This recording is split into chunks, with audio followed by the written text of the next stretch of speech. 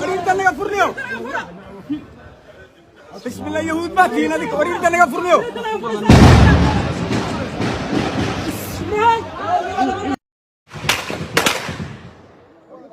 Darbi ku soo garaaca.